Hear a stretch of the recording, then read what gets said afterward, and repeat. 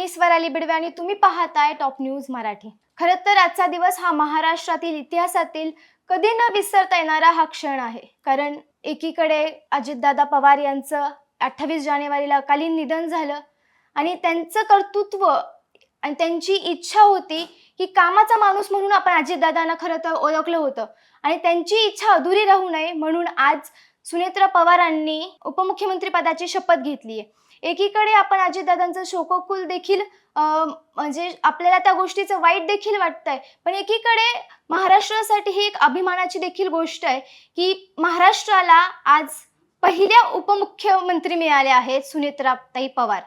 महाराष्ट्राच्या राजकारणात जेव्हा सुनेत्राताई पवार यांचं नाव उपमुख्यमंत्री पदासाठी चर्चेत आलं तेव्हापासूनच खरं तर राजकीय चर्चा सुरू झाल्या। राजकीय वर्तुळात उलटसुलट चर्चांना उधाण आलं। संजय शिरसाट यांनी असं वक्तव्य केलं की आता माणसापेक्षा खुर्ची महत्त्वाची आहे, अशा प्रकारची ताईंवरती खरं तर टीका झाली आणि त्यांना अनुभव नाही आहे किंवा त्या योग्य आहेत की अयोग्य आहेत या प्रकारातही बातम्या आल्या खरं तर।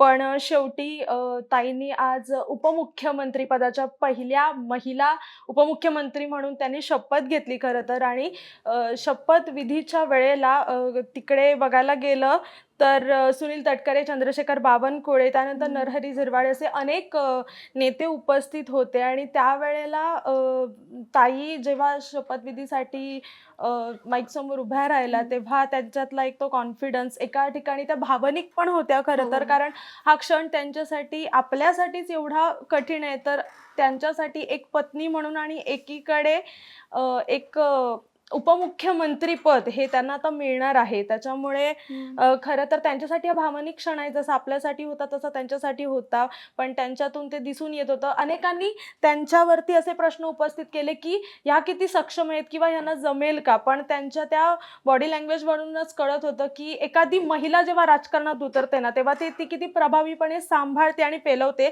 याचं उत्तम उदाहरण म्हणजेच आता सुनेत्रा अजित पवार ह्या होणार आहेत लवकरच खरं तर। आताच आपण बघितलं की लोकभवनामध्ये सुनेत्राताई पवारांनी उपमुख्यमंत्री पदाची शपथ घेतली आहे।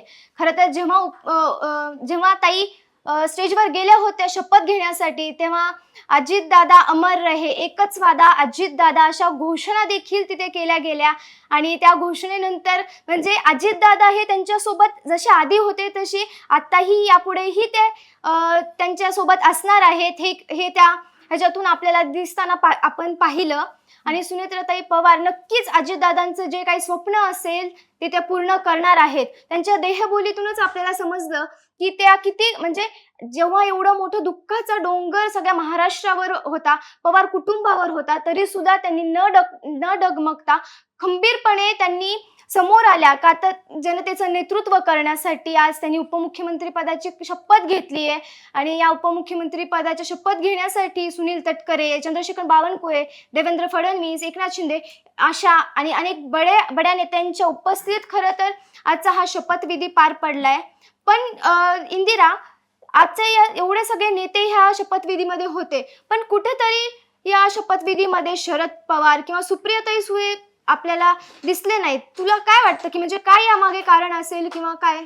नक्कीच स्वराली, तू म्हणालीस तसंच सुप्रिया सुळे ह्या उपस्थित नव्हत्या, त्याचबरोबर शरद पवार उपस्थित नव्हते। खरं तर ह्यांवरती अनेक बातम्या आल्या की नक्की काय किंवा ताईंनी सांगितलं नाही अशा प्रकारच्या। एकंदरीतच तो त्यांच्या घरातला प्रश्न आहे किंवा पक्ष म्हणून हा त्यांचा प्रश्न आहे खरं तर। पण ताईंवरती जे प्रश्न उपस्थित केले गेले की त्यांना अनुभव नाही आहे किंवा त्या कुठल्या पद्धतीने सक्षम आहेत, तर मला एक असं सांगायचं आहे की आपल्याला त्यांची पार्श्वभूमी जर आपण बघितली तर नुसत्या पवारांच्या सुनबाई किंवा राज्यसभेच्या त्या खासदार म्हणून राहिल्यात किंवा अजितदादांच्या पत्नी एवढीच त्यांची ओळख नाहीये, तर त्यांचा जन्मच एका राजघराण्यात खरं तर झालेला आहे। स्वातंत्र्य सैनिक बाजीराव पाटील यांच्या त्या कन्या आणि पद्मसिंह पाटील यांच्या त्या भगिनी, त्यांच्यामुळे त्यांना लहानपणापासूनच राजकारणाचं जे बाळकडू आहे ते ताईंकडे आहे। तिकडनं मिळालेलं बाळकडू आणि पवारांबरोबर इतकी वर्ष अजितदादांसोबत केलेला संसार, अजितदादांची राजकीय कारकीर्द खरं तर त्यांनी बघितली आहे। त्याच्यामुळे मला असं वाटतं की एकंदरीतच त्यांच्या शपथविधीला सुप्रियाताई हजर नव्हत्या तू म्हणालीस किंवा शरद साहेब हजर नव्हते, याबद्दलच्या चर्चा तर आपण ऐकल्यात, याबद्दलच्या बातम्याही आपण ऐकल्यात। पण मला असं वाटतं आपल्या महाराष्ट्रासाठी एके ठिकाणी खरं तर भावनिक क्षण आहे, कारण अजित दादांसारखं नेतृत्व, त्यांच्यासारखं कर्तृत्व खरं तर होणं नाही, पण सुनेत्रा अजित पवार या महाराष्ट्राच्या पहिला महिला उपमुख्यमंत्री म्हणून त्यांनी हा शपथविधी जो घेतलाय, ही खरंच अभिमानाची गोष्ट आहे. आणि एक सक्षम महिला, महिलांच्या सक्षमीकरणासाठी त्या नक्कीच काम करतील, यात काही शंका नाही असं मला वाटतंय. नक्कीच, अगदी बरोबर बोललीस इंदिरा. आपण सगळ्यांनी पाहिलंय की सुनेत्राताई पवार या राजकीय कुटुंबातीलच होत्या, त्याच्यामुळे यापुढे त्यांना ही कारकीर्द करणं किंवा यापुढचे ज्या काही निर्णय त्या घेणार आहे ते घेण्यासाठी त्यांना हे अवघड नसणार आहे. पण हा भाव म्हणजे आताच नुकतीच ही घटना घडली, तर त्यांना या सगळ्या गोष्टीतून बाहेर पडायला थोडासा वेळ लागेल, पण नक्कीच सुनेत्राताई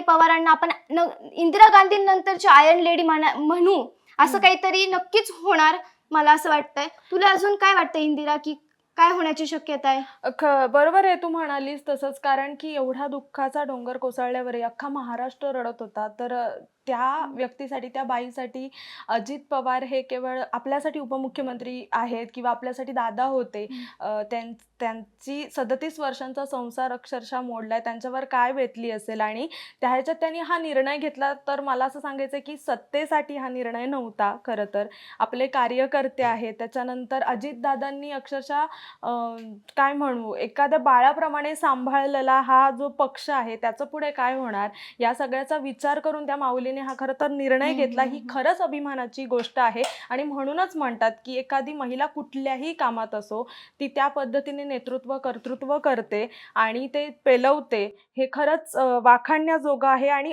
त्यांच्या बाबतीत म्हणायचं झालं तर एक महिला लोकप्रतिनिधी म्हणून काम करताना त्यांनी महिलांच्या तळागाळातील समस्यांची त्यांना एकतर खोलवर जाण आहे. बचत गट असू देत, आरोग्य असू देत, शिक्षण असू देत.